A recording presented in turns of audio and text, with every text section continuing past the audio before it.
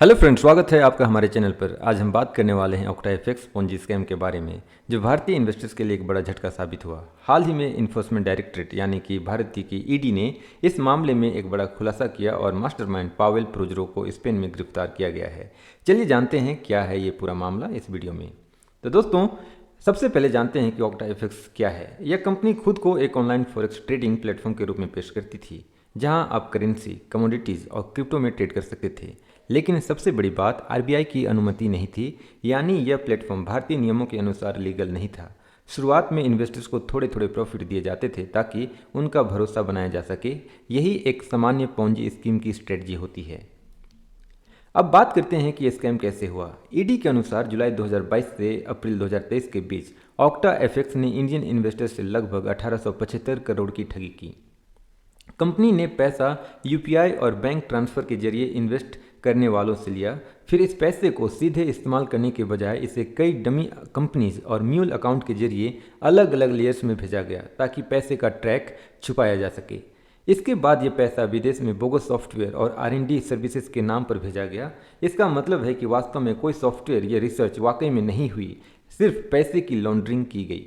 Interesting बात यह है कि कुछ हिस्सा बाद में भारत में एफडीआई यानी कि फॉरेन डायरेक्ट इन्वेस्टमेंट के रूप में वापस लाया गया, ताकि यह लगे कि पैसा लीगल तरीके से आया है। इस पूरे ऑपरेशन से कंपनी ने लगभग 800 करोड़ का इलीगल प्रॉफिट कमाया और इसका असर सीधे भारतीय इन्वेस्टर की पॉकेट पर पड़ा था।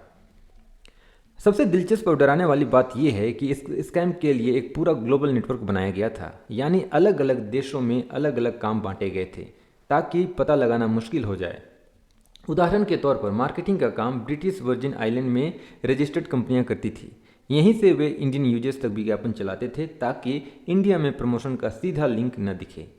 इसके साथ ही वेबसाइट के सर्वर और पूरा बैक ऑफिस स्पेन में रखा गया था।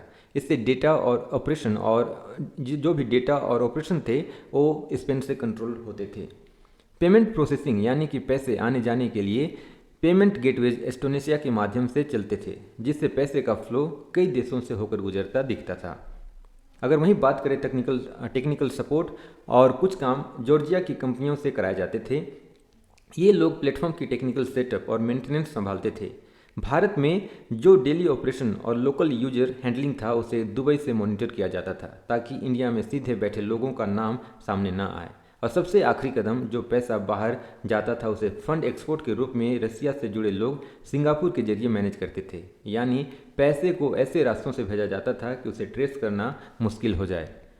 ईडी ने इस मामले में एक बड़ा कदम उठाते हुए ऑक्टाएफएक्स के मास्टरमाइंड पावेल प्रोजरो को स्पेन में गिरफ्तार किया है।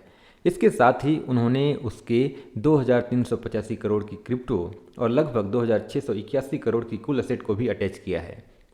इसमें सिर्फ क्रिप्टो ही नहीं बल्कि 19 प्रॉपर्टीज़ और एक लग्जरी यॉट भी शामिल है, जो दिखाती है कि इस स्कैम से कितनी बड़ी वेल्थ जमा की गई थी। ईडी ने इस केस में अब तक 55 कंपनियों के खिलाफ 2 अलग अलग चार्जशीट दाखिल की है, जो इस पूरे ग्लोबल नेटवर्क और फंड लॉन्ड्रिंग ऑपरेशन की गंभीरता को उजागर करती है।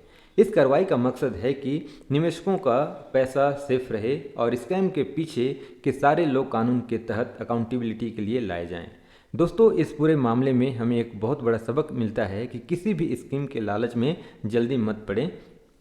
पोंजी स्कीम अक्सर अर्ली इन्वेस्टर को छोटे छोटे प्रॉफिट दिखाकर भरोसा जीतती है, लेकिन आखिर में नुकसान सिर्फ इन्वेस्टर्स का ही होता है।